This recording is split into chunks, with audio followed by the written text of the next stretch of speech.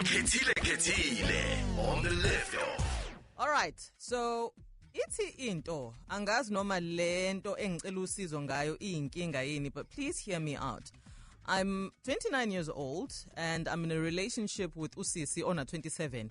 Yintsha into yethu, sizohlanganisa unyaka ngoMay. I met my girlfriend at a friend's birthday braai and I was instantly taken by her. Muhle lo muntu and ngachaza ukuthi noma ngikhuluma naye wakhombisa ukuba nobuntu nokuzithoba, sazwana and we exchanged numbers. We've spoken every day since the day we met. Ngithanda inhliziyo yakhe, ubuhle bakhe, nenhlonipho anginika yona. Inkinga yami ukuthi angisebenzi, kanti yena cheese girl. Ngiyambona ngisho umuntu odla izambane likaPondo. Lona ngingathi udla isushi ayehlise ngecognac. Kubo banale mali engakaze ngiyiphuphe nginayo. So automatically naye unayo into yokuhleka. Angifuni kodwa ukumdlela umono umuntu wami. She's a very hard worker. So noma eqhamuke emalini kodwa naye uyasebenza kanzima emabhizinisini amabili nayo. Mina ngafunda ngaqeda evarsity ngaphuma nequalification yakwa commerce. Kodwa ever since I got retrenched from my first job, angikaze ngiqashwe futhi. Isalary ngayigcina 3 years ago. Nakho-ke manje sengizithola ngithandana nengelosi eyisigwili, and this makes me uncomfortable. Nje sekuzophela unyaka ngicinga isici kulomuntu. Into nje engabambelela kuyona, so it's easier for me to break up with her. Kodwa ngiphumi nalutho. She's patient, kind, unesizotha, uyapheka, uyazithoba kimi, uhleze into efanayo zonke izinsuku, akazithwele nganakho, angiyazi mina into enje. Wesike ngoba ngokubona isimo sami wabe sengenzela i-offer 3 months ago yokuthi ngizosebenza kwezinye izinkampani zakhe. Kodwa nganqaba because ngibona ukuthi kuzophazamisa ukuzwana esinakho in our relationship, and she understood that. In a perfect world, I would make this woman my wife. I love her and ngiyasibona sakho umndeni ndawonye. Kodwa angazi noma ngizolunga yini knowing ukuthi ngondliwa umfazi wami. Into ekumele ngabe yenziwa yimina. Yebo, she doesn't make me feel like it. Kodwa it still doesn't make me feel good ukuthi imoto ngiboleka uyena.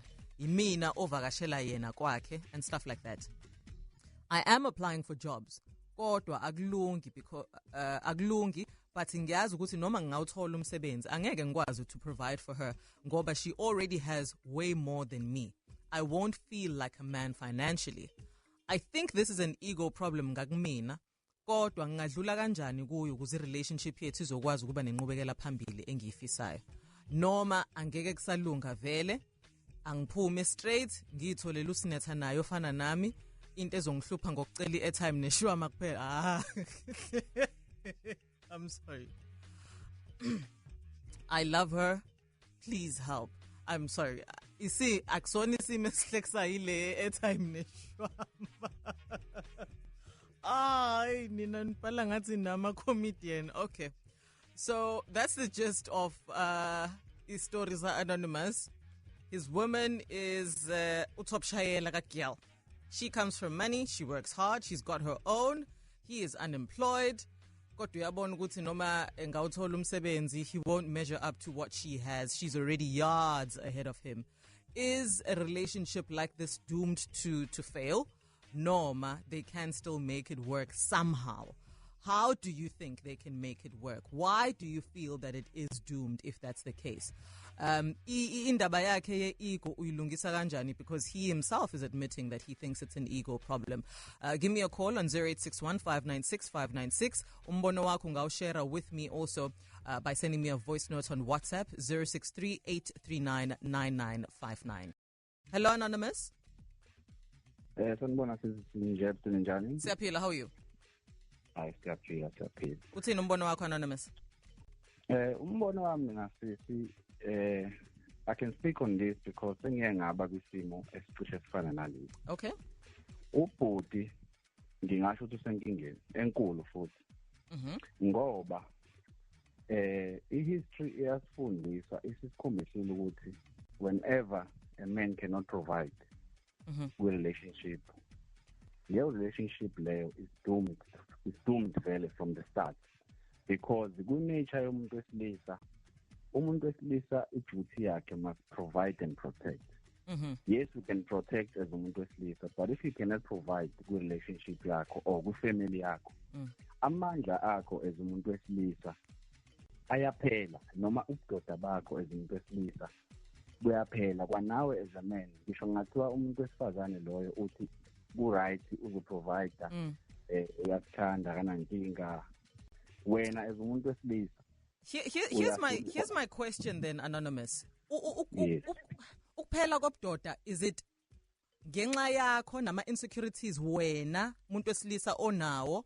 Ngoba according to Anonymous, Usisi has done nothing wrong. In fact, she is an absolute angel. So ngifuna ukuthi sidile ngokuthi into ye ego yini le, uqinisile Anonymous yini mangabe ethi usola ukuthi inkinga la uyena. Nawe, did you feel the way that you did because of you and how you measure ubudoda bakho? Yes, ilento ine ego singaphika sizigcina la ithanda khona. Okay. Vele ine ego phakathi, because as a man into ekwenza nawe ufile as a man ube complete is to be able to provide for umndeni wakho.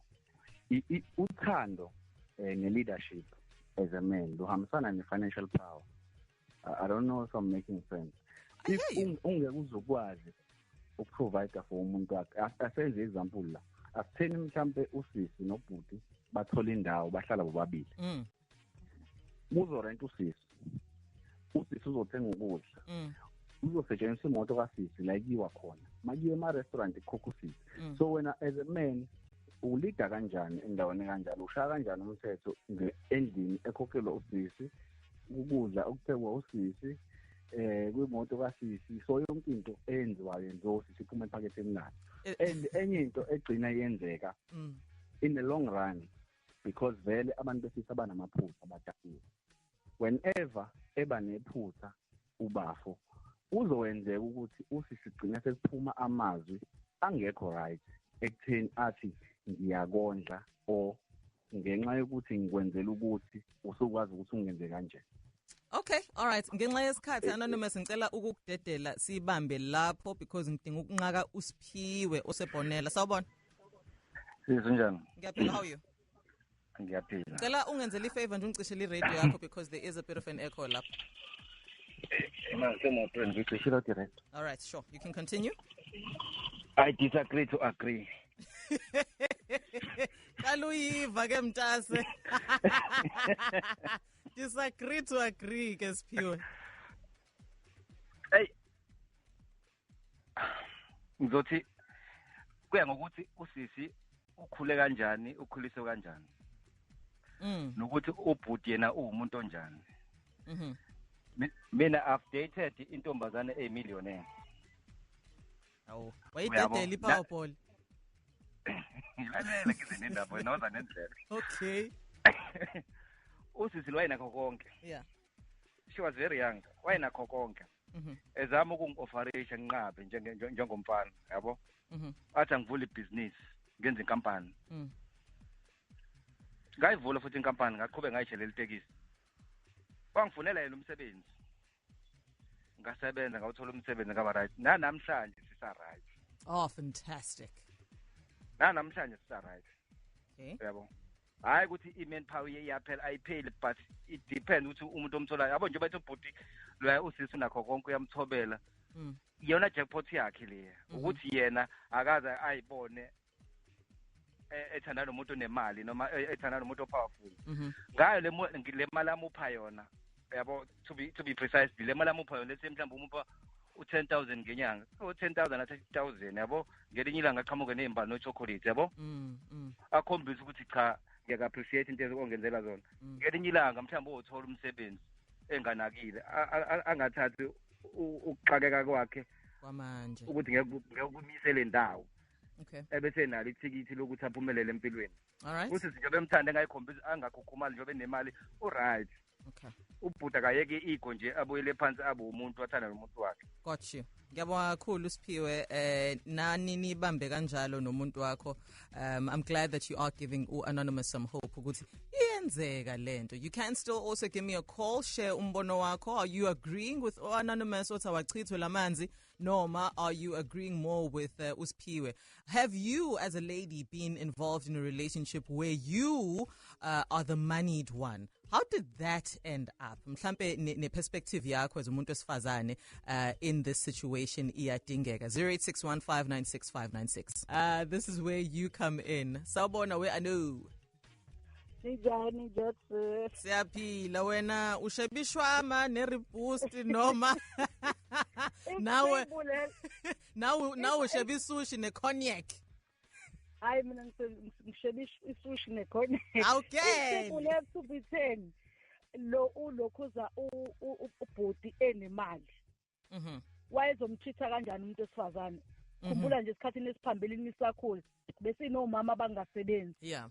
Abangakaze bangazi nje umlungu nje bengazi lutho obaba baba provide bahlalisane kahle ipride ingekho waye umuntu esilisa mangabe yena engena something ngoba isikhathi sesiphila kusona manje asisafani sasekuqaleni kenzeka mina emshadweni wami imina onemali ngiyamhlonipha ngiyenza konke sesina 25 years indawonye nje selokwaba njalo nje akunalutho uma nje nezomhlonipha umuntu wakhe kuyenzeka futhi uthola ukuthi une relationship umuntu esilisa naye lo sifazane kuya ngokuthi khulisa kanjani ngangambamba khona nje ukuthi khona umuntu athanda ngambamba nje behleli futhi hayi kwakhulu kwadlulwa ngingasho lo engakushoyo kodwa futhi hayi ukuthi kwashintsha ukuthi ngimphethe kanjani ngiyamhlonipha kwadlula yena nje akabambe phansi ikhuleke izinsizi ngalo azitshele nje ukuthi kube bekuyena all right lo wesifazane befana aphakame naye yabona ngiyabonga ngiyacana ungene egagasini ungena uzokwenza isense engiyithanda kanjani bye bye Sharp. Yazi ukuthi this brings me back to what Anonymous earlier said lo obethi iyamshaya lento ye-ego yabashaya zabantu besilisa because ukungabi namali means you're not man enough, your masculinity is now threatened and whatnot, and it makes me wonder ukuthi are these not the same kind of men abathi mangabe benemali beyisebenzise as a weapon to control intambo in the relationship? It scares me to hear somebody say just because wena ngokwemali awulingani nomuntu wakho esifazane kusho ukuthi into ayizokulunga. I don't know. I don't agree with that train of thought, but I think into engithusa kakhulu ukuthi baningi abanye that think like Anonymous. Wena Sharon ubona kanjani munu? Sawubona mazane kunjani? How are you sweetie?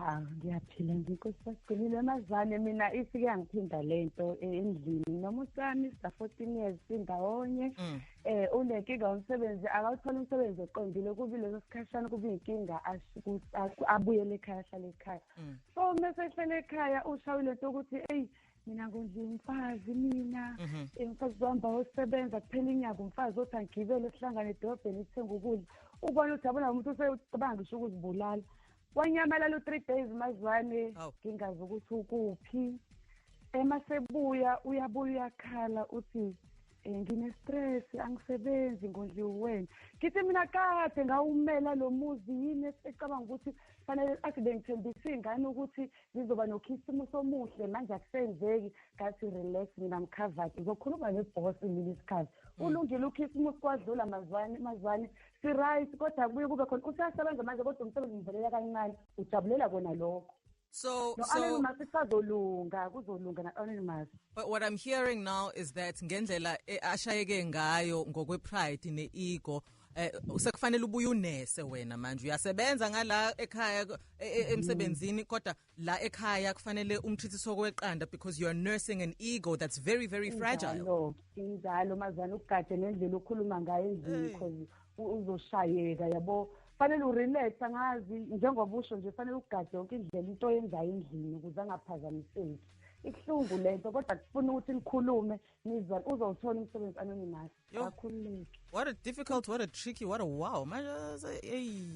Okay, let's wrap up with ama comments that have come through on the Facebook page.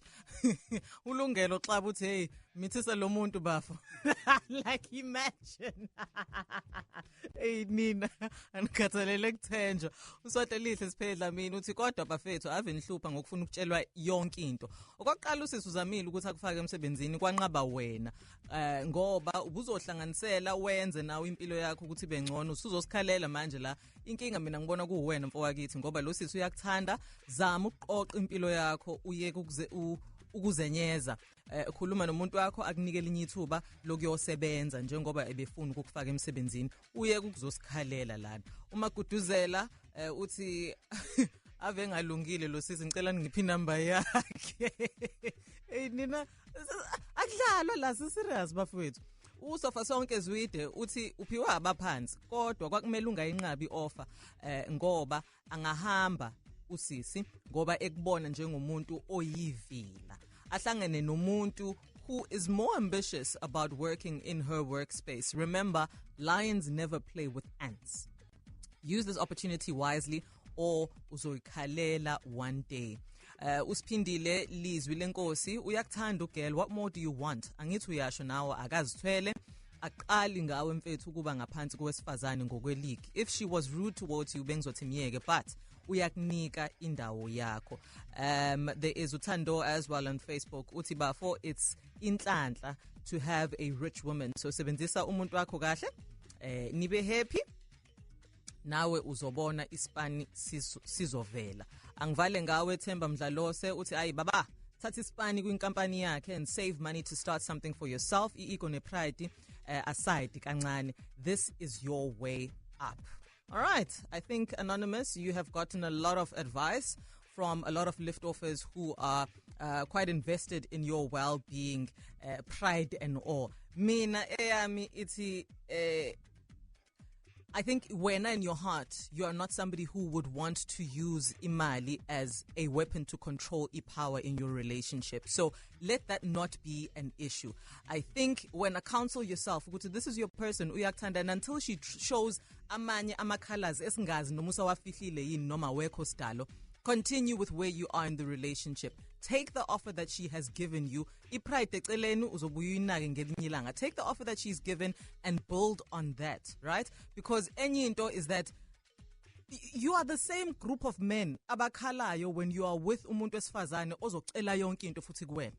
Ukhala ngokuthi umuntu uthandana bengithi ngiqala umjolo kanti ngizocoshela indleko. So what actually do you want? Do you want somebody who can take care of themselves, or do you not want somebody who can take care of themselves? Umuntu ozorelaya kuwena for everything including ipaint. Decide wena and then find a way forward there. But I think ngokufunda itone yakho in your email, I think your heart is invested with this woman. So I would say stay, make it work, fix what is broken inside or what stands to threaten the relationship that you have nomuntu wakho. All the very best, Anonymous. You also have this opportunity if you have inkinga obonayo ukuthi ngathi awufiki to isixazululo mangabe usayicabanga wena wedwa and you need extra voices in the form of the Liftoff family. Send your email as Anonymous did to the liftoff@gagasi995.co.za. Next week Monday we may be dealing with yours.